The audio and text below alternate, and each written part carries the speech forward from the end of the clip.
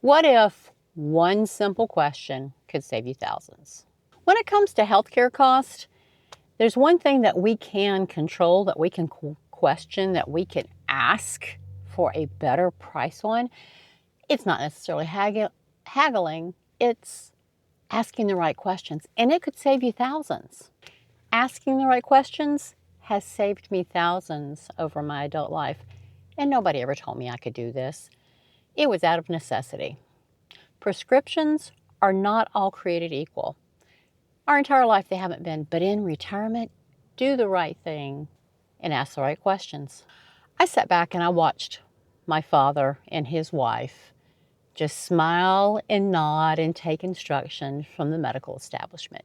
Never once questioning, never once asking for more information about any of the diagnoses, procedures, and especially about the prescriptions. They just took what they were given, they took it to their pharmacy, and they just said, yes, ma'am, yes, sir. This is what my doctor wants. My doctor knows best. And I agree. Doctors are phenomenally intelligent, well educated, and generally know best. But not all doctors have broken out of the mold of big pharma and other influences that lead them to prescribe the latest and greatest, things that I call boutique medicines. So back in my early 40s, when I began to get my life and my health in order so that I could live the best years yet, and that meant laying down a lot of bad habits and addressing things I had put off for years. But I was a contractor at the time, and I was always employed at the pleasure of whatever project manager I was working for. And in my industry, that's feast or famine. So to prepare for the famines, because it's going to come, I always made sure when my doctors put me on a prescription that it was something I could afford if I had no health insurance at all, which generally meant, is there an alternative brand? Is there a genetic, is there a generic, or genetic, that's, scratch that. Is there a generic medicine for this?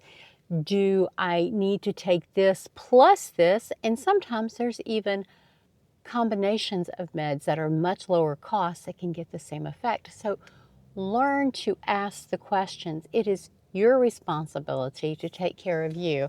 The doctors are also taking care of you, but they're not as concerned about your pocketbook and your retirement funds and the duration of your money as you are. So you've got to be a good steward of that and proactive. Don't just sit back and roll over and say, yes, ma'am, yes, sir, whatever you say, that's what I'm going to take.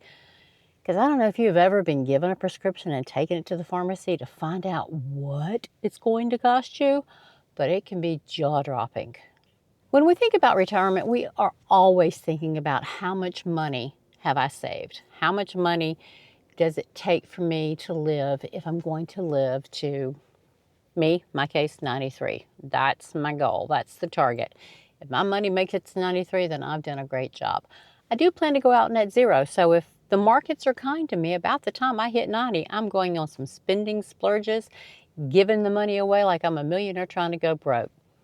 But when it comes to everything that's in retirement, you've got to plan for the littles and the bigs. Now, down in the description, there is a free for you workbook, Master Your Money Plan, and there's also another workbook for life experiences to income for those of us who aren't going to fully retire, but we want to hybrid retire. But in the workbooks, you are looking at all your expenses, not just your power and your mortgage and your transportation cost and your food, everything that goes into how you live right now and what you're going to need for retirement.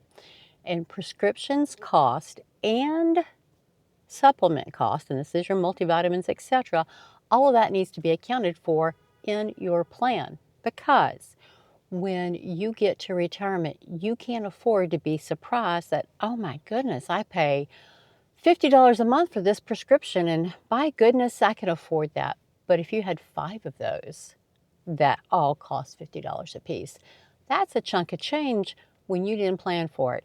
So we have to ask the better questions. We have to encourage alternative medicines and or combinations. Can it go to a compound pharmacy? There's a question to ask.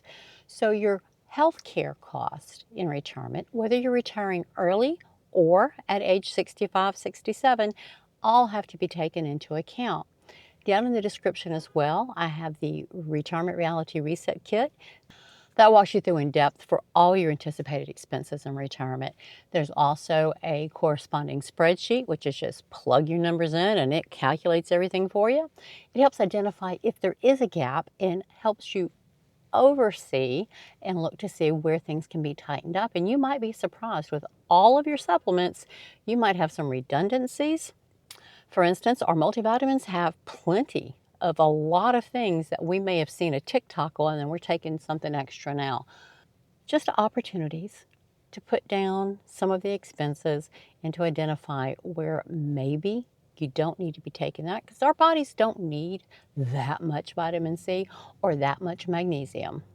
Another conversation to have with your doctor, but this one is about the cost of your prescriptions.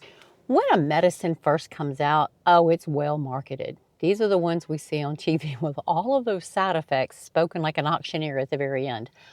But they're also the most expensive things on the market because they are protected by, is it copyright laws? I don't know exactly what, but they are protected. So they cannot be duplicated or mimicked, and there are no generics at that point.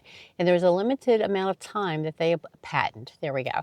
So they are protected with patents. So the patent expires at a certain point, and these then can be available in generics. So if your doctor is trying to put you on something that just hit the market, sit down with them and come up with that decision together. Is there a older, tried and true alternative that would do the job?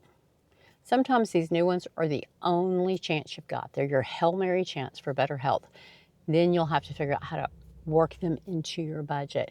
But generally, for your high blood pressure, for your diabetes, for your weight loss, for your arthritis, etc., there's plenty of track record in history on medications for those.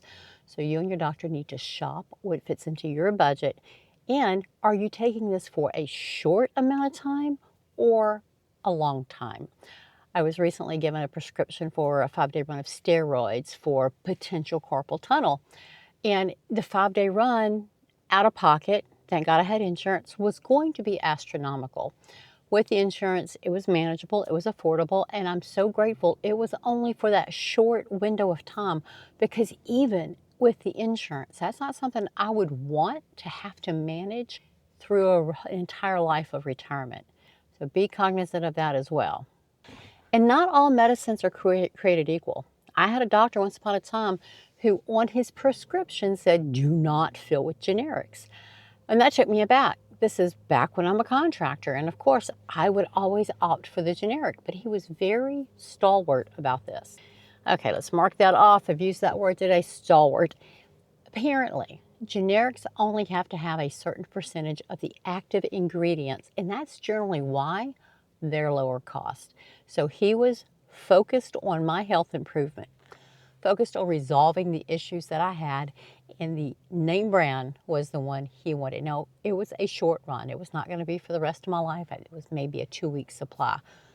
So I bellied up. I said, all right, I'll throw my money down. Let's do this because you insist. Gratefully, not all my doctors have always insisted on the name brand. Generics have been a viable option. But these are questions you have to ask. So don't let it just lay there. When a new prescription or a additional prescription is provided by one of your medical team, make sure that you're not on something that causes redundancy, meaning you're already taking something similar. All of your medical records these days are in the portal, so it's real easy for everybody to have visibility on everything you're taking. But you also want to ensure that you're keeping that up to date. But if this new medicine is a first generation, patent approved, top of the line, let's revisit that and see what else can possibly take its place. Now, let's not shortchange our chance at a better, healthier, longer golden year season. This next chapter, we want to have as many good, healthy years as possible, but we have to be able to shop the market and have the conversations with our doctors. So this is not me telling you, don't take a prescription, blah, blah. No, I am not a medical expert. I'm just telling you what I do. When I have prescriptions, and I'm on a couple, I'm a woman of a certain age, they've got me on a few things, but with that said, I always ensure that they're common, not necessarily top of the line expensive. It's something that I could afford a generic version on, and that generic is okay for me to take. So all in, if I did not have any insurance whatsoever, I could walk into any big box store or large chain pharmacies, grocery store pharmacies, it doesn't matter, and get a generic of this, this, and this, and it would continue on the health track that I'm on. So you have to be smart about how you're spending your money, but how you're protecting your health as well. So make sure you are aware that you and your doctor or doctors, you're your best advocate for that medical team.